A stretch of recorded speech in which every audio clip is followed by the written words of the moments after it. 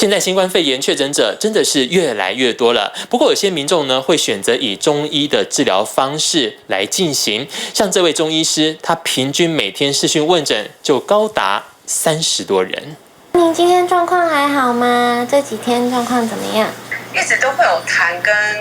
跟东西感觉卡在这边，然后呼吸也有点不顺。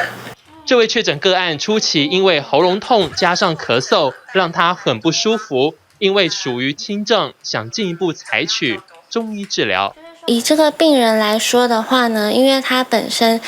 平常就比较容易胀气，然后有一些腹泻的一个情况，所以他肠胃相对是比较虚弱的。所以在这个感染了新冠病毒之后呢，他可能就会残留一些咳嗽有痰的一个状况。那这个部分呢，除了我们去处理他本身的这种咳嗽的一个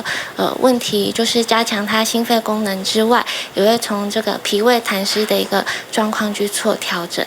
本土新冠肺炎疫情持续升温，确诊人数每天都有新增个案。目前全台累积确诊人数破260万人。虽然轻症与无症状者仍占多数，对于出现不舒服症状民众来说，最常见的后遗症是久咳与疲倦。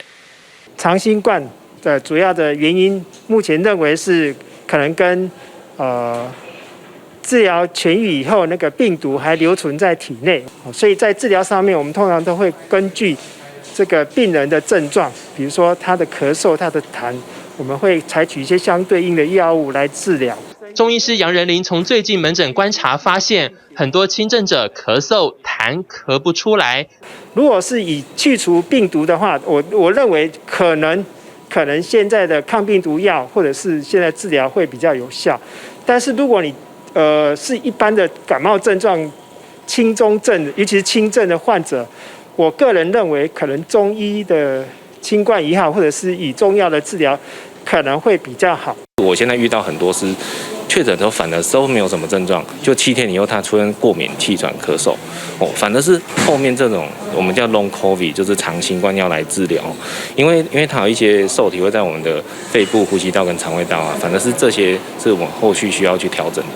甚至有不少人新冠肺炎症状明显好转，却觉得头脑顿顿、重重的，反应变慢，疑似脑雾现象。对于中医的观点来说，是每个病人他有不同的病程，所以他并不是说每个人都适合吃清冠一号。那我建议的话，还是希望说他们去诊所，可能会以清冠一号的处方为核心，然后去做加减，这样才会比较适合。中医建议确诊后喝微温的水，不要喝冰水，以免减弱身体对抗病毒的机能。新冠肺炎虽然是外感疾病，但还是跟个人体质息息相关。其实生活作息与饮食习惯也会直接影响体质，规律作息、不熬夜、饮食均衡，能预防疾病。TVBS 新闻陈如环、萧映强、廖广斌、蒋志伟台北采访报道。